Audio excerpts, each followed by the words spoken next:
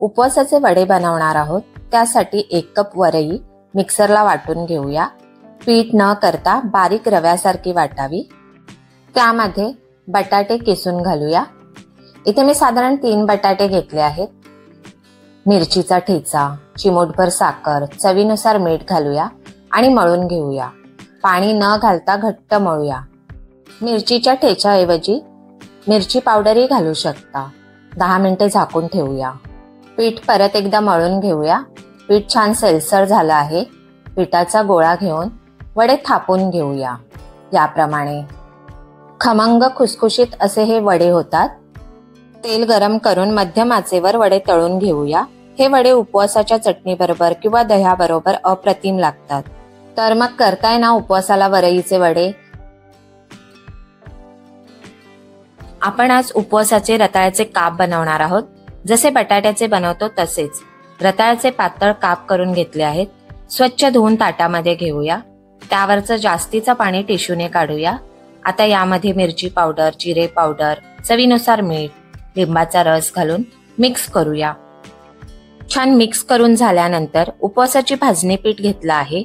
रताळ्याच्या कापांना दोन्ही बाजूने पीठ लावून घेऊया।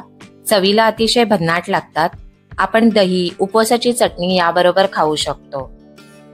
तव्यामध्ये तूप गरम करून मंद आचेवर दोन्ही बाजूने काप तळून घेऊया। गोड, तिखट अशा चवीचे काप खायला खूप छान लागतात। अशा वेगळ्या पद्धतीने रताळ्याचे काप नक्की करून बघा उपवासाला।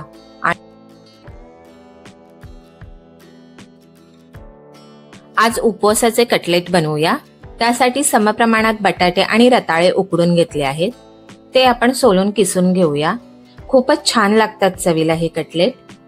त्यामध्ये आवडीप्रमाणे मिरची, अर्धा चमचा जिरे, 1 चमचा शेंगदाण्याचं कूट, काजूचे तुकडे, मनुका, चवीनुसार मीठ, वरून अर्धा लिंबू पिळूया। सगळं छान मिक्स करून घेऊया। 10 ते 15 मिनिटे झाकून ठेवूया। त्यानंतर इथे मी उपवासाची भाजणीचं पीठ घेतलं आहे। कटलेट तयार करून दोन्ही बाजूने पीठ लावून घेऊया। याप्रमाणे कटलेट तयार आहेत। पॅनमध्ये तूप गरम करून मध्यम आचेवर तळून घेऊया।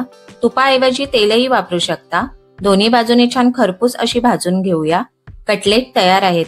मसाला दह्याबरोबर खूपच छान लागतात। मग या उपवासाला करताय ना? उपवासाची खीर बनवणार आहोत। घट्ट, दाटसर, दाणेदार अशी। त्यासाठी नारळ फोडून घेऊया। ओलं खोबरं काढून घेऊन खोबऱ्याच्या मागचा भाग स्वच्छ करूया याप्रमाणे आणि खोबरं किसून घेऊया। मिक्सरच्या भांड्यामध्ये 10-12 बदाम, 10-12 काजूची जाडसर पावडर करून घेऊया। कढईत 2 चमचे तूप गरम करून प्रथम ओलं खोबरं मंद आचेवर 3 ते 4 मिनिटे परतवून घेऊया। त्यामध्ये काजू, बदाम, मनुके घालून मिक्स करूया। गरम दूध घालून ढवळूया। तयार काजू, बदामाची पावडर थोडी थोडी घालून मिक्स करूया। ही खीर सतत ढवळत राहायची आहे। त्यामध्ये आवडीनुसार साखर घालूया। उकळी आली की वेलची पावडर घालूया। जितकी घट्ट हवी असेल तितकी आटवून घ्यावी। उपवासाची खीर तयार आहे।